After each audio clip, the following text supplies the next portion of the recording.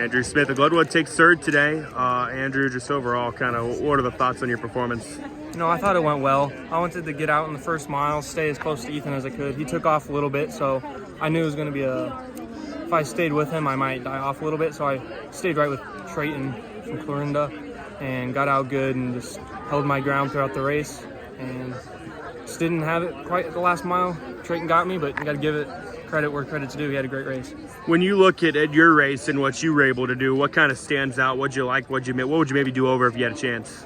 Yeah, I would probably just attack that second mile a little harder.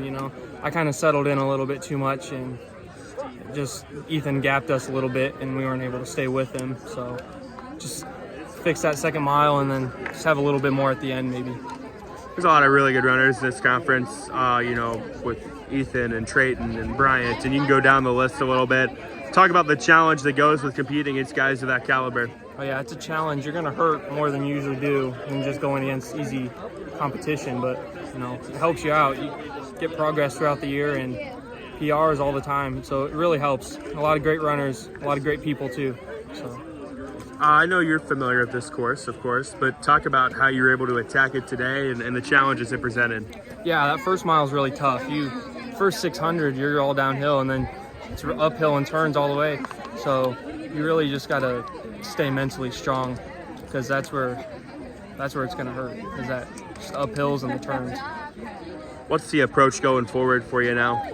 I just want to finish out the year strong and hopefully take top 5 at state would be the goal, and then districts, just try to get closer to Ethan. Runner-up finish for Clarinda's Trayton Scott-Pater at the Hawkeye 10 meet. Trayton, there's a ton of talent in this conference. So for you to be up near the top and to finish second, what are kind of the thoughts on the day? Yeah, for sure. Going into the season, I was thinking maybe a third place finish at conference would be an amazing day, and so coming out with the second place finish was exceeded my expectations. Going into the day, that's what I wanted. I wanted to hang with Ethan as long as I could, but he took it out pretty hard, so I just kind of let him go a little bit. Ran with Bryant and Andrew, and it was a fun race. Yeah, I know Ethan set a really fast pace, but speak to the pace you were able to set kind of following him. Yeah, for sure. I told myself before the race I wanted to hit the first 2 miles, but not kill myself, definitely, with that big hill coming off the second mile. But then that third mile, just really pushed it. So I was okay letting Ethan go and just try and make up that ground of the last mile, which I think I did pretty well. This is a course that, as a spectator, it's a lot of fun to watch. I don't know if it's so much fun to run, but tell me about the challenges this course presents. Yeah, definitely. There's some unforeseen hills for sure. Like I said, finishing the second mile, there's a really steep one where I'm pretty much walking.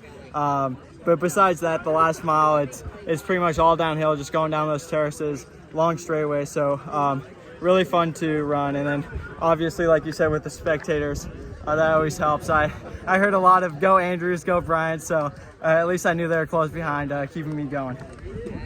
We're getting into state qualifiers now, and I know you've got lofty goals, and rightfully so. Where is kind of the confidence, and what's the approach going into next week? For sure. Going all the meets so far, I've been doing about 10-mile pre-meets, just saving my fitness, not trying to peak at all until the state meet. So these next 2 weeks, I'm able to bring the mileage down. I'm going to go, I think, 45 miles next week, and then 30 miles to really peak for that state meet. Try and get my legs back underneath me, and so I can attack that competition out in Fort Dodge. Well, Lewis Central's Ethan Icord, now a 3-time Hawkeye 10 Conference champion. Ethan, I guess just first off, tell me, how does it feel? What are the thoughts on the day? It feels good. I want to do as much as I could for my team today. I don't know how we did yet, but it looks like we did pretty good. So that was the goal, is to get Glenwood. But it feels really good to get it 3 times. That's always the goal, winning conference, doing good in the postseason. So it just feels great seeing the work I put in pay off. So 5 of the top 15, so I would say you guys are probably going to clinch the title. You mentioned you've won 3. Your freshman year had a really good showing, but it was a really good field. How much of a learning opportunity was that year? It was great. I didn't really know how to run my races over in freshman year, so I learned a lot from Craig and Trey and all them. So I mean, it's always great being underclassmen, learning from the upperclassmen. Even Nathan Sell, he went to my school, and he was a big mentor for me, so it's just awesome learning from them. I know you're familiar with this course. This isn't the first time you ran it by any means. Actually, 2 years ago, conference was here. But talk about kind of today's course and how you attacked it.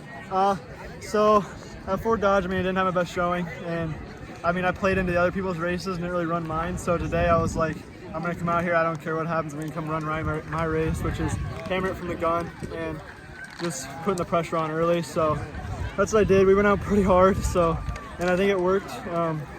So I mean, it's just awesome seeing like how my races play into the races. And I love this course too. I mean, it's really fast. It's a really fast course, so it's awesome.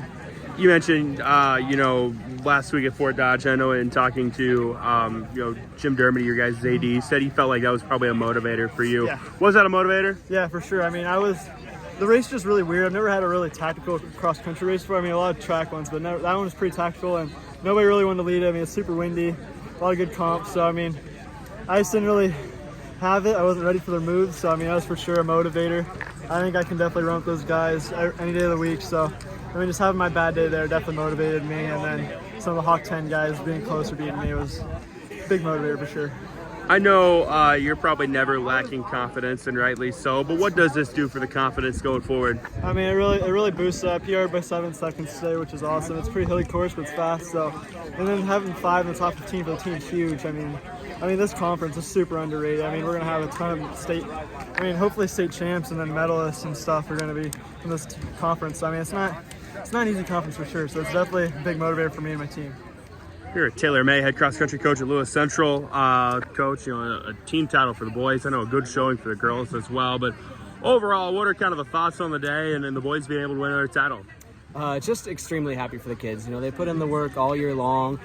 This has been one of their goals all year. The boys, wanted to get back. It's been a couple years since we've been able to win it, and so it feels nice for them to win. It came out and did what they need to do. They took care of business today, and a huge statement by Ethan. He wanted to come out and really make some noise today, and I think he definitely did that. School record 15-14, so that was very exciting to see. Girls-wise, I'm just ecstatic with what they've been doing this year. They've made huge strides. Finished second in this conference. That's incredible. Having those three girls, Delana, another school record again today, so 2 school records, that's very impressive. And then, Madeline and Ava, those 3 have just been our workhorses this year and bringing the rest of them along. So very excited with both teams today. On the boys' side, probably had a feeling coming in it was down to you and Glenwood. What was the difference, you feel like? I just think the determination, they knew exactly, they had a mindset. They came in and they had a game plan. They knew what they needed to do.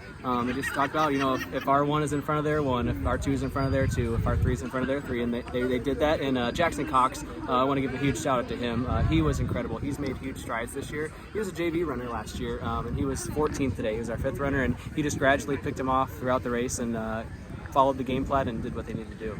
You kind of alluded to it. Ethan maybe doesn't have the best performance recently, and then he comes out today and was really motivated. What'd you like? I just like how he took control right away. It was a different race at Fort Dodge. It was with all those 4A schools there, kind of sat for a little bit. Not something that he's used to doing. And he had a game plan of coming in and just taking out right away, and he did that right from the beginning. And I think that obviously paid dividends for him. I know this is a team that's got some lofty goals and expectations as we get into the postseason. How do you feel heading into state qualifying? I have a pretty good feeling. We still have the work to do. We still got to show up and take care of business next week. But today definitely makes me feel a little better about both the boys and the girls side of things.